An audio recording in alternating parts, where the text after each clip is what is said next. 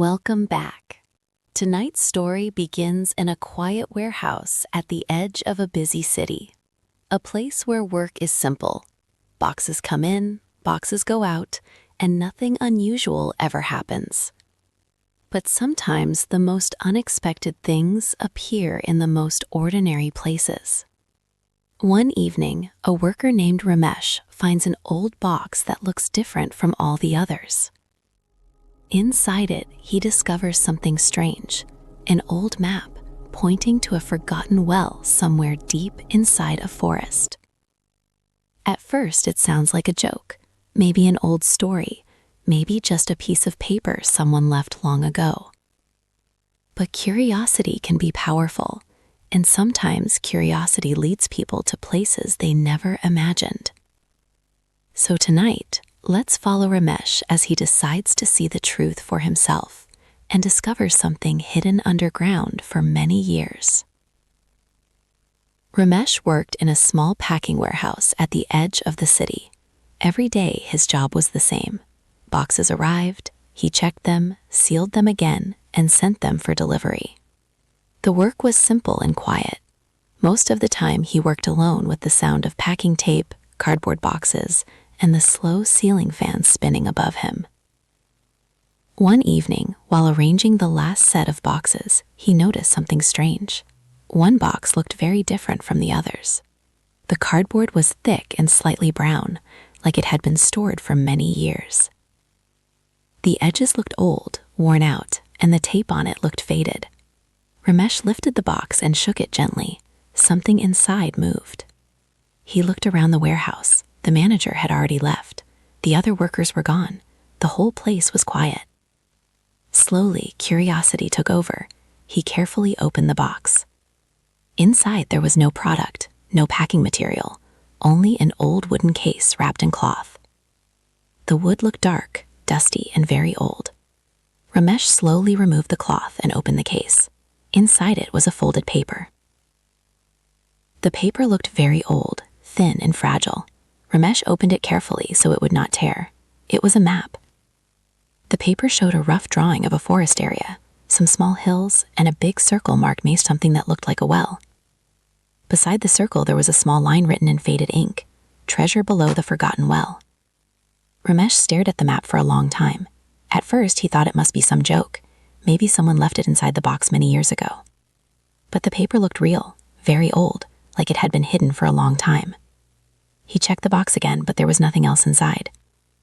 That night, he could not stop thinking about the map. The next morning, he checked the location on his phone.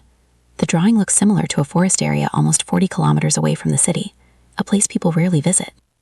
For the whole day, he kept thinking about it. Finally, by evening, he made a decision. If there was even a small chance the map was real, he wanted to see it with his own eyes. Early next morning, Ramesh packed some food, a flashlight, a rope, and water in a small bag.